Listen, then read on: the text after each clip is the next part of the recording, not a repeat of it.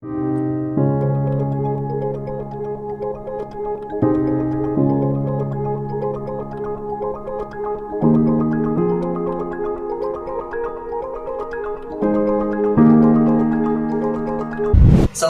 warahmatullahi wabarakatuh. Innal hamdalillah nahmaduhu wa nasta'inuhu wa nastaghfiruh wa na'udzu billahi min shururi anfusina wa min sayyiati a'malina may yahdihillahu fala mudilla lahu wa may yudlil fala hadiya lahu. Sobat pemirsa Islamic Partner TV yang dirahmati Allah, alhamdulillah bisa jumpa lagi dengan saya Abu Asakananta. Yang mudah-mudahan tayangan ini bisa bermanfaat bagi kita semua dan khususnya bagi para pemirsa yang nanti kelak mudah-mudahan bisa mendapatkan rezeki yang halal dari Allah Subhanahu wa taala dan banyak mendapatkan manfaat dari tayangan ini. Saat ini saya sekarang berada di Dolphin Eleven Konveksi dan pemiliknya ini juga seorang yang luar biasa. Salah satunya dia juga sebagai koordinator komunitas tangan di atas. Jadi sobat pemirsa yang saat ini menyimak dan bagian dari anggota tangan di atas. Nah, ini adalah ketuanya yang berada di Salatiga. Kita sapa beliau, pemirsa. Assalamualaikum, Mas Afif. Iskandar, gimana kabarnya? Baik, sekali. Alhamdulillah. Nah, ini pemirsa, beliau adalah koordinator yang baru ya, Mas? Baru kemarin. Baru kemarin, tapi bisnisnya udah lama? Bisnisnya alhamdulillah 10 tahun. Masya Allah. Jadi Dolphin Eleven ini sudah 10 tahun ini umurnya. Ya. Bergerak di bidang konveksi aja atau ada yang lain? Yang Dolphin Konveksi itu di bidang konveksi fashion terutama. Insya Allah ini kita akan ekspansi ke sublim juga ya. Ke printing. Wah, luar biasa ya. Mudah-mudahan nanti Allah mudahkan dan pemirsa juga bisa mendapatkan manfaat dari tayangan ini nih, Mas Afif. Mas Afif, 10 tahun yang lalu itu bermula bagaimana, bisa diceritain? Jadi kenapa milih usaha ini? Iya. Jadi alhamdulillah basic saya itu dulu kerja di garment. Jadi di pabrik garment saya belajar tentang fashion gitu ya. Saya melihat ternyata pasar fashion itu besar sekali gitu.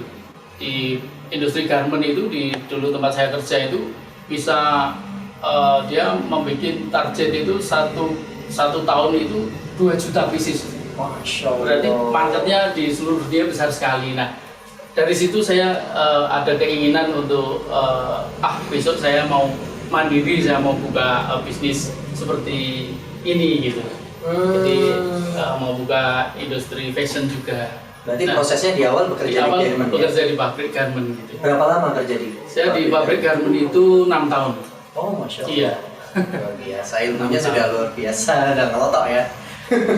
Terus boleh tahu nggak modal awal untuk buka usaha Dolphin Eleven ini berapa sih? Sebenarnya kita nggak modal ya di awal ya. Kita hanya nggak modal pemirsa. Nah ini nih. Di awal itu saya hanya menjualkan barang temen gitu. Jadi ada temen yang sudah berbisnis duluan. Bidang konveksi? Iya, saya ikut menjualkan barang dia. Oh, berarti sales. Iya. Wah. Rasul aja juga sales loh. Iya. Luar biasa. Nah, dari situ mulai menabung, juga ada keinginan untuk mandiri ya, bikin produksi sendiri karena costnya kan lebih murah jika kita produksi sendiri. Dengan ilmu yang saya dapat di garment itu saya mulai memberanikan diri untuk beli mesin jahit gitu.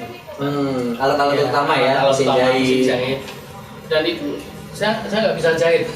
Wah, masuk sama sekarang? Iya, ya dikit-dikit. Ini yang unik nih pemirsa. Seorang pengusaha konveksi nggak bisa jahit.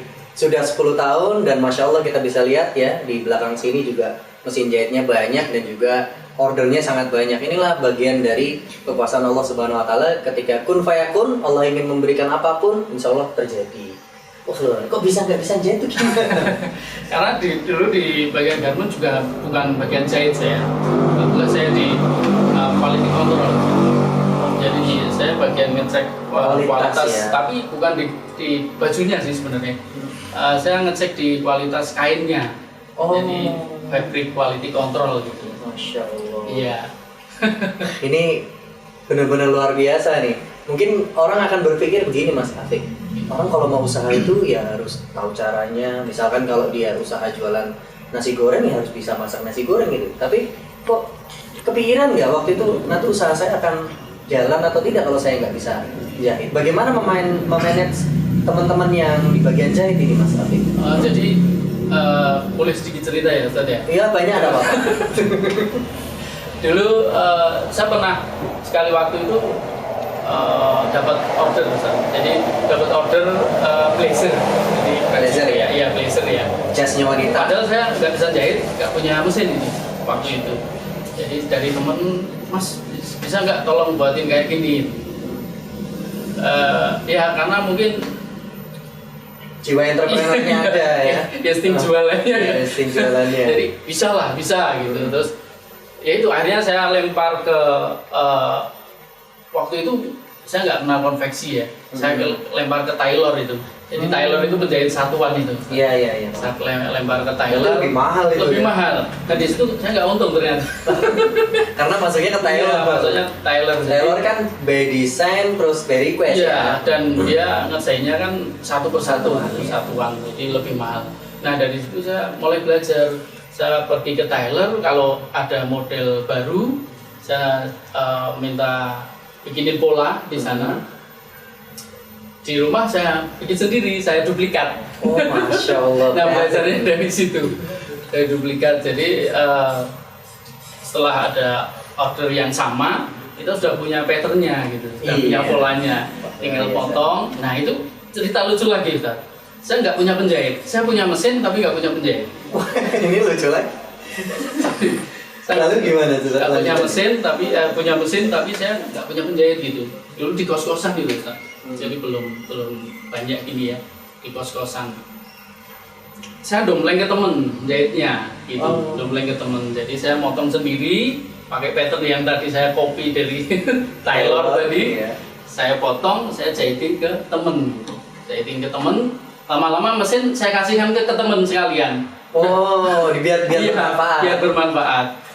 Saya nitip gitu, saya nitip mesin saya di temen, saya cari penjahit, saya titip di konveksinya temen. Wah, kreatif. Benar-benar luar Karena biasa. saya belum punya pengalaman ya. Iya. Waktu itu nggak punya pengalaman sedikit pun di bidang konveksi, di sablon ataupun jahit menjahit. Saya benar-benar nggak punya. Cuman di garment aja saya quality control gitu, nggak ada tekniknya. Tapi sudah ada keberanian untuk buka usaha konveksi pemirsa. Sudah ada keberanian. Ini yang jarang dimiliki oleh pengusaha-pengusaha masa kini ya, atau bahasanya masa milenial. Karena di zaman masa milenial itu kebanyakan ikut seminar, tapi nggak action Mas. Masya Allah. Iya. Setelah kurang lebih 2 tahun berjalan seperti itu. 2 tahun akhirnya saya memberanikan diri untuk punya karyawan. Itu saya mulai cari karyawan yang penjahit saya titipkan tadi, saya tarik jadi karyawan saya. Saya tambahin lagi orang. Nah di situ saya mulai belajar untuk punya karyawan. Masya Allah, memanage karyawan dan produksi ya. Dan produksi di situ.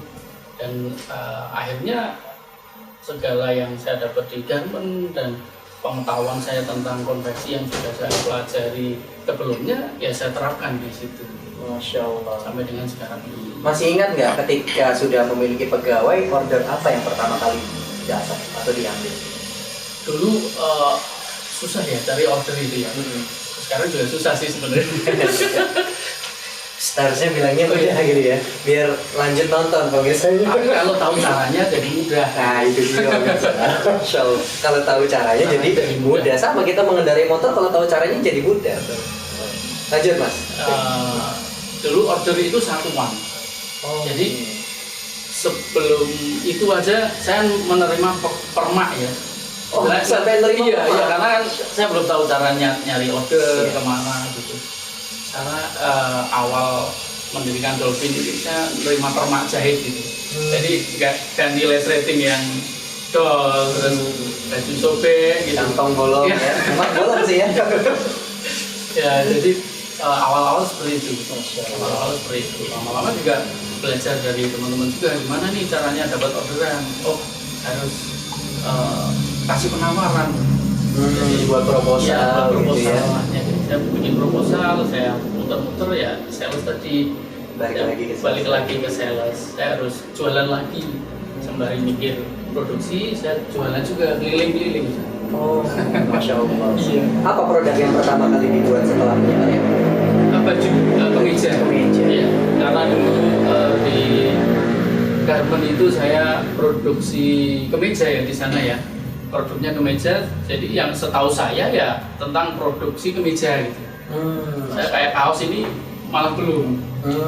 Jadi kemeja. Saya bikin sampel-sampel kemeja. Beberapa sampel saya titipkan di toko-toko baju dan distro-distro ya, dulu sedang ngetren distro gitu. Iya, distro. Namanya baju-baju. Iya, teks. Iya. Teks banyak, clothing, masya Allah. Saya titipkan itu tiap dari Salatiga sampai Solo. Luar biasa, Jadi saya titipkan satu, saya titip sampel, ada yang kalau distronya agak gede gitu, saya titipin 2, 3 gitu. Jadi itu yang awal dari mulai munculnya order dari situ.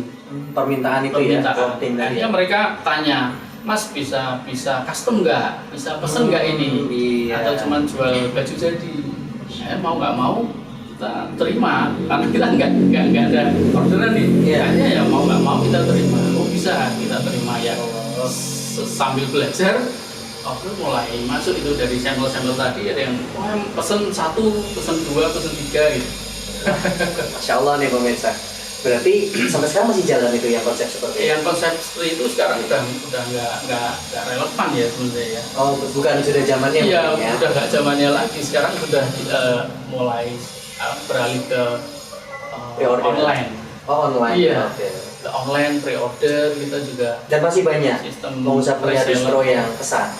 Distro ini kan sudah turun ya. Turun trennya ya. Trennya turun jadi produk custom sekarang ya. Oh, masya Allah. Walaupun satu aja masih diterima ya di sini. Bisa. Masya Allah. Wah, ini dari tadi ceritanya sangat menarik ya, Mas Afik. Ada nggak sih kisah yang membuat ya mungkin sisipan perjalanan sebuah bisnis itu kan nggak selalu mulus ya, Mas Afik ya. Kalau nggak salah dengar-dengar juga pernah terlibat dengan riba ya. Nah itu gimana ceritanya Mas Afik? Jadi gini, jadi ya karena dulu masih belum tahu ya, kita belum tahu banyak. Jadi awal-awal memang kita pinjam di bank gitu untuk modal awal. Jadi bahkan kalau dapat order yang banyak itu kita butuh modal, kita pinjam ke bank. Oh.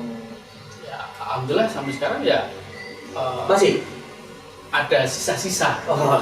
Ada sisa-sisa yang berarti sisa-sisa yang iya, peninggalan kita pengen benar-benar iya bersih dari riba. Masya Allah, mudah-mudahan. Jadi salah satu keinginan kita dalam berwirausaha itu insya Allah akan wujudkan. Cuman hanya saja jalannya ini yang wajib kita tempuh adalah harus menghindari, salah satunya adalah haram. Ya ini dari riba. Karena Allah Subhanahu Wa Taala juga sudah berfirman, yamhaqullahu riba wa yurbi shadaqah. Allah akan memusnahkan riba dan menyuburkan sedekah. Jadi sahabat-sahabat pemirsa Islamic Partner TV dimanapun Anda berada, dan juga terkhususnya mobil khususnya kepada Mas Afik, ya mudah-mudahan kita semua bisa segera terbebas dan terlepas dari riba. Amin. Masya Allah Mas Afik. Ini tapi sudah nggak pakai jalan itu lagi sudah, ya? Sejak tahun berapa Mas sudah bahasanya insaf ini? 5 tahun. Wah, sudah 5 tahun ya. Masya Allah. Mudah-mudahan Allah istiqomahkan nanti perjalanan hijrahnya. Amin. Dan Allah tambahkan nanti keberkahan di dalam usahanya. Masya Allah. Mas Afik, ini dari tadi kita udah panjang lebar ngobrol. Ada satu yang menarik sih, Dolphin Eleven itu tadi belum dibahas. Kenapa kok milik brandingnya Dolphin Eleven? Dolphin itu ini ya, lumba-lumba. Eleven tuh 7. Iya. Jadi lumba-lumbanya ada 11. Oh, apa? 11 11 saya ingat ya 7. 7 ya 7. Jadi kenapa lumba-lumba ini? Iya. Sebenarnya simple sih. Saya pengen punya nama itu yang pertama mudah diingat aja. Jadi orang gampang ingat gitu. Dolphin itu kelihatan unik gitu, kelihatan aneh kan. Konversi dolphin gitu, padahal dolphin lumba-lumba yang pertama. Yang kedua, lumba-lumba itu punya kedekatan dengan manusia. Oh iya, betul. Nah kita pengen bisnis ini bisa bermanfaat, punya kedekatan ke semua customer kita. Gitu. Oh masya Allah. Seperti keluarga sendiri. Berarti inspirasinya dari kedekatan tadi ya. Mudah-mudahan ya Allah mudahkan. Nah, Amin. angka 11-nya itu? Nah, angka 11 itu cita-cita sebenarnya dulu. Cita-cita Kita pengen apa? Dolphin itu punya 7 cabang, 7 jenis usaha yang berbeda. Padahal tadi 11 ya? 11. Oh, iya. 11 sih ya. Mas. 7 atau 11 ya pemirsa? Tadi saya nyebut 7, di klarifikasi 11, sekarang 11. Terkontaminasi kan Ustaz. Berarti sudah masuk sugestinya Iya. tadi ya? Masya Allah. Jadi intinya 11 jenis usaha ya, bukan Iya. cabang ya? Bukan. Oh, 11 jenis usaha. dan ini sudah berapa? Mau 2? Mau 2. Masya Allah, berarti masih ada PR 9 lagi pemirsa. Mudah-mudahan Allah mudahkan. Amin, amin. Masya Allah, luar biasa. Ini dari tadi sobat pemirsa nunggu-nunggu nih Mas Afiq. Pengen dapat motivasi bagaimana memulai usaha tadi yang sudah antum ceritakan dari awal sampai akhir. Mungkin itu kilas perjalanannya Mas Afiq ya sebagai seorang pengusaha. Namun pasti ada dong motivasi-motivasi untuk sobat pemirsa Islamipreneur TV yang mudah-mudahan nanti menjadi amal jariahnya Mas Afiq. Jadi kepada teman-teman IPTV, untuk memulai sebuah bisnis yang harus kita lakukan adalah action gitu. Jadi tidak ada bisnis yang terlalu direncanakan terlalu lama juga tidak bagus. Yang penting kita action dulu. Kita lakukan apa yang kita bisa dulu sambil belajar, sambil berdoa. Semoga dimudahkan oleh Allah. Masya Allah, luar biasa nih motivasinya. Singkat, padat, cepat. Mudah-mudahan nanti bisa membawa manfaat bagi kita semua Mas Afiq. Dan terima kasih banyak ini sudah hadir di Islamipreneur TV.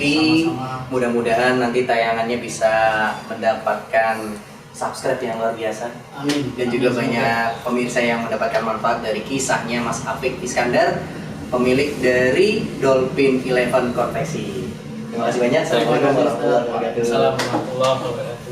Demikianlah pemirsa yang bisa kami sampaikan. Jangan lupa subscribe, klik loncengnya, like, dan share seluas-luasnya agar tayangan ini bisa bermanfaat bagi kita semua. Bercita-cita untuk sukses itu boleh, namun berkah harus jadi kenyataan. Saya undur diri. Barakallahu fikum. Wassalamualaikum warahmatullahi wabarakatuh.